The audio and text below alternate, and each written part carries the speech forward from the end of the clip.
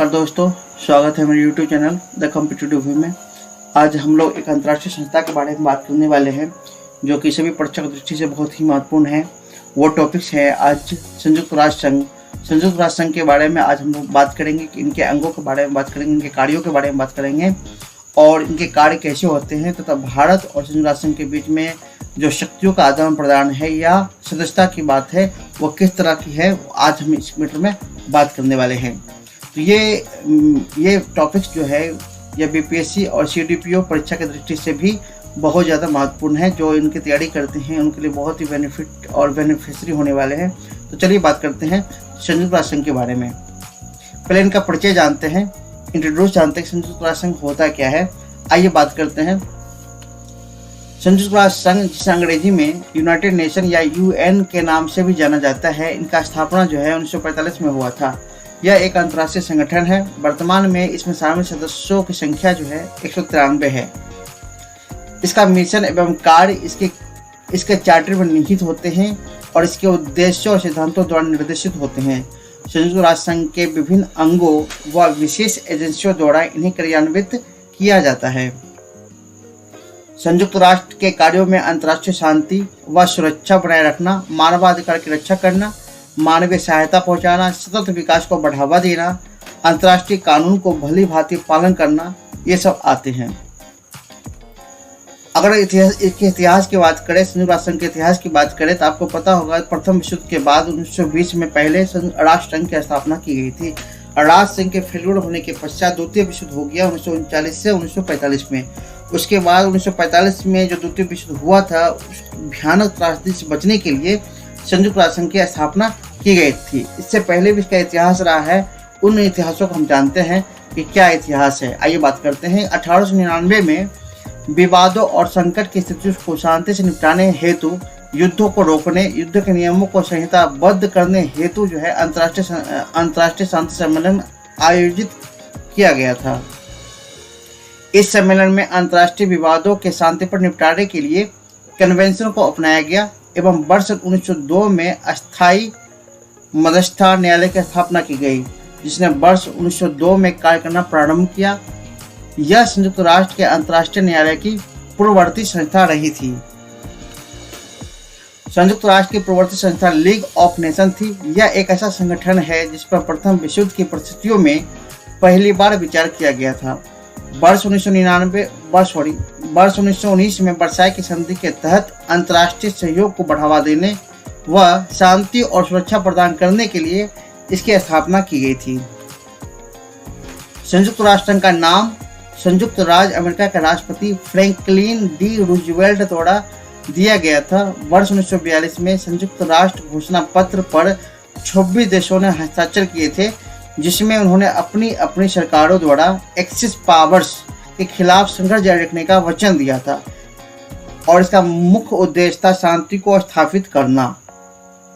आइए इसके घटक के बारे में बात करते हैं। संयुक्त राष्ट्र संघ के घटक कौन कौन से घटक हैं, यानी अंग कौन कौन से हैं। तो आपको बता दें संयुक्त राष्ट्र संघ के 6 अंग होते हैं। वो 6 अंग कौन कौन से हैं, आइए बात करते हैं। पहला अंग है संयुक्त राष्ट्र महासभा। दूसरा अंग की बात करें तो वह है सुरक्षा परिषद, संयुक्त राष्ट्र एवं आर्थिक सामाजिक परिषद, और चौथा संयुक्त राष्ट्र न्याय परिषद। पांचवा की बात करें अंतर्राष्ट्रीय न्यायालय, और छठा अंतिम यह संयुक्त राष्ट्र का सचिवालय। ये 6 घटकों के माध्यम से संयुक्त राष्ट्र की जो संस्था है, अंतर्राष्ट्रीय संस्था जो है, इसको संचालित की जाती है। अब इसका मुख्यालय की अगर बात करें, संयुक्त राष्ट्र संघ का मुख्यालय, तो संयुक्त राष्ट्र का मुख्यालय जो है वो अमेरिका के न्यूयॉर्क शहर में स्थित है। 85 लाख डॉलर में खरीदी गई भू संपत्ति पर स्थापित किया गया है। इस इमारत की स्थापना का प्रबंध एक अंतर्राष्ट्रीय शिल्पकारों के द्वारा किया गया था। इसका मुख्यालय के अलावा अहम संस्थाएं जिनेवा, कोपेनहेगन आदि में भी स्थित है। संयुक्त राष्ट्र संघ की भाषा। संयुक्त राष्ट्र संघ की भाषा क्या है, आइए बात करते हैं इसके बारे में। संयुक्त राष्ट्र संघ ने 6 भाषाओं को राजभाषा के तौर पर स्वीकृत किया है। अरबी, चीनी, अंग्रेजी, फ्रांसीसी, रूसी, स्पेनी, परंतु इनमें से केवल 2 भाषा को संचालन भाषा माना जाता है, वो है अंग्रेजी और फ्रांसीसी। संचालन भाषा का मतलब ये होता है कि अंग्रेजी और फ्रांसीसी में ही वार्तालाप, यहाँ पे जितने कार्यकलाप होते हैं वह अंग्रेजी और फ्रांसीसी भाषा में ही हुआ करते हैं। स्थापना के समय केवल 4 भाषाएं स्वीकृत की गई थी, ये आपको बता दें, चीनी, अंग्रेजी, फ्रांसीसी और रूसी। 1973 में अरबी और स्पेनी को भी सम्मिलित किया गया था। इन भाषाओं के बारे में विवाद उठता रहता है।